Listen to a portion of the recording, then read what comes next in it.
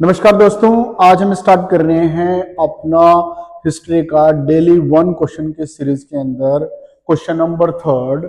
Explain the factor which were responsible for creating a virtual reading mania in Europe. Europe के अंदर जो virtual reading mania था उसका इतना ज्यादा पॉपुलर होने का क्या कारण था? रीडिंग के प्रति जो लोगों का उत्साह था वो इतनी ज्यादा क्यों इंक्रीज हो गया था? या तो इस ढंग से पेपर में पूछा जाता है, ये explain any three reasons for the increase in reading mania in Europe 18th century के अंदर, या there was a virtual reading mania in Europe countries in the 18th century. Explain the factor responsible for this virtual reading mania. इससे related question board के exam में पक्का पूछा जाता है। फर्स्ट रीजन हम चलते हैं, जॉन गुटनबर्ग प्रिंटिंग प्रेस। सबसे पहले हमने हेडिंग बनाई जॉन गुटनबर्ग प्रिंटिंग प्रेस।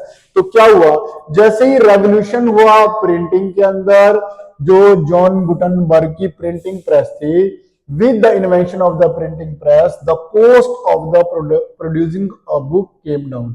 सबसे पहला रीजन क्या हुआ, लोगों का जो पढ़ने के प्रति जो उत्साह था वो क्यों बढ़ा? क्योंकि जब जॉन गुटनबर्ग की प्रिंटिंग प्रेस आई तो उससे क्या चीज हुआ, कॉस्ट ऑफ जो प्रोडक्शन था वो धीरे धीरे डाउन हो गया।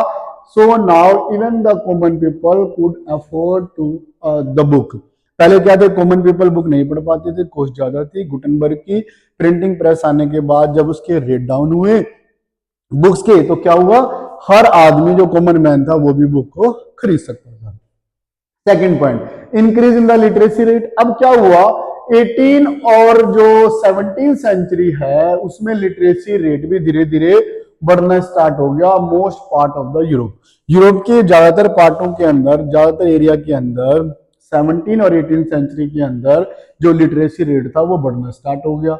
By the end of the 18th century, in some part of the Europe, the literacy rate was as high 60 to 80%। कुछ एरिया तो ऐसा था यूरोप के अंदर 18th सेंचुरी के लास्ट तक जहां पर जो लिटरेसी रेट था वो 60 या 80% से भी अबव पहुंच गया। As the literacy rate and the school spread in Europe, जैसे जैसे लिटरेसी रेट बढ़ा, जो स्कूल थे वो खुलने स्टार्ट हुए, there was a virtual reading mania. People wanted to book to read and printer produced book in ever increasing number। जैसे जैसे लोगों का पढ़ने के प्रति इंटरेस्ट क्रिएट हुआ वैसे वैसे क्या हुआ, वर्चुअल रीडिंग मेनिया बढ़ना स्टार्ट हो गया। लोगों ने बुक की डिमांड करनी स्टार्ट कर दी और जो प्रिंटर्स थे उन्होंने बुक को भी छापना स्टार्ट कर दिया, प्रिंट करना स्टार्ट कर दिया। Third point, new forms of literature. Few new forms of popular literature were printed. अब नए फॉर्म्स, बुक के अलावा भी कई तरह के नए फॉर्म्स ऑफ लिटरेचर भी प्रिंट होना स्टार्ट हो गया, जिन्होंने डिफरेंट तरह के ऑडियंस को टारगेट करना स्टार्ट कर दिया। इसमें क्या थे, almanacs, ritual calendar along with ballads and folk tales. बहुत सारे ऐसे जो, जैसे पंचांग हमारे पास अब प्रिंट होता है, हम इसको क्या बोलते हैं, पंचांग हो गया। रिचुअल कैलेंडर हमारे पास हो गए, पोएम्स हमारे पास होगी, जो अपनी फोक टेल्स हैं, पुरानी कहानियां हैं, वो सारी के सारी प्रिंट होना स्टार्ट होगी, क्योंकि अलग अलग तरह के ऑडियंस के लिए बुकें प्रिंट होना स्टार्ट हो गई।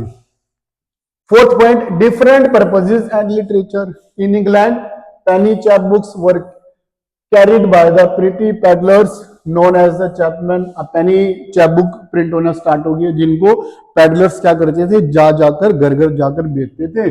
ठीक है जी, सोल्ड फॉर अ पेनी, सस्ते रेट के अंदर, so that even the poor could bye them, जिससे जो गरीब लोग हैं उन्हें वो खरीद सके। सस्ते रेट पर बिकने वाली ये बुक थी।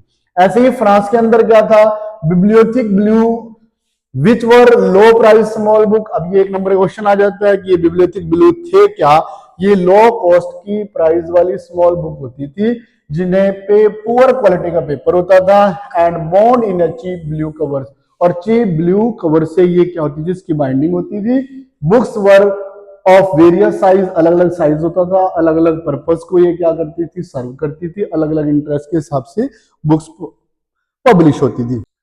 The periodical press develop from the early 18th century. Periodical press जो थी वो डेवलप हो गई थी अर्ली 18th सेंचुरी के अंदर, जिसके अंदर इंफॉर्मेशन होती थी about current affairs with the entertainment, current affair से रिलेटेड, एंटरटेनमेंट से related, newspapers and journal were carried information about war. जो न्यूज़पेपर थे, जर्नल थे, उनके अंदर वॉर से रिलेटेड जो इन्फॉर्मेशन थी वो होती थी, ट्रेड से रिलेटेड होती थी, और even news of development in other places, दूसरी कंट्री के अंदर क्या क्या चल रहा है उस तरह की इंफॉर्मेशन भी इन पीरियोडिक्स के अंदर, जो पीरियोडिकल प्रेस थी, इनके अंदर क्या की जाती थी, प्रिंट की जाती थी। 6 पॉइंट हमारे पास ideas of scientist and philosopher. अब धीरे धीरे क्या हुआ, जैसे जैसे प्रिंटिंग बढ़ना स्टार्ट होगी, मेनिया लोगों के अंदर क्रिएट हुआ, पढ़ने के लिए उत्साह बढ़ना स्टार्ट हुआ, वैसे ही साइंटिस्ट, फिलोसोफर, इनसे रिलेटेड बुक्स भी बाजार के अंदर आना स्टार्ट हो गई। जैसे आइडिया ऑफ साइंटिस्ट और फिलोसोफर भी now became more accessible to the common people. Common people के पास भी जो साइंटिस्ट से रिलेटेड आइडिया है, फिलोसोफर से रिलेटेड आइडिया है, वो आना स्टार्ट होगी।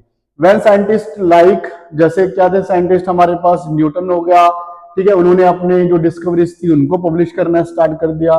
They could influence a much wider circle of scientist, scientifically minded reader. अब इनको पढ़ता कौन था, जो साइंटिफिक माइंड रीडर है, उनके बीच में इस तरह की बुक्सों का जो बुक्स थी वो क्या होने लग गई, मार्केट के अंदर उनकी पहुंच बढ़नी स्टार्ट हो गई।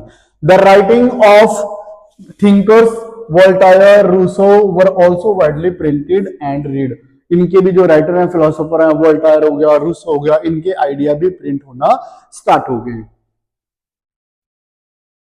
7th point, role of booksellers. Booksellers employed pedlars. अभी मैंने आपको बताया था बुक सेलर्स ने भी पेडलर्स को एम्प्लॉय करना स्टार्ट कर दिया, जो क्या करते थे, रोम्ड अराउंड, घूमते थे गलियों में, सड़कों पर, विलेजेस के अंदर, और लो प्राइस की बुक्स को क्या करते थे, सेल करते थे। तो ये बहुत इंपॉर्टेंट क्वेश्चन है हमारे पास 5 मार्क्स के अकॉर्डिंग, जो पेपर के अंदर पूछा जाता है कि वर्चुअल रीडिंग मेनिया क्या था।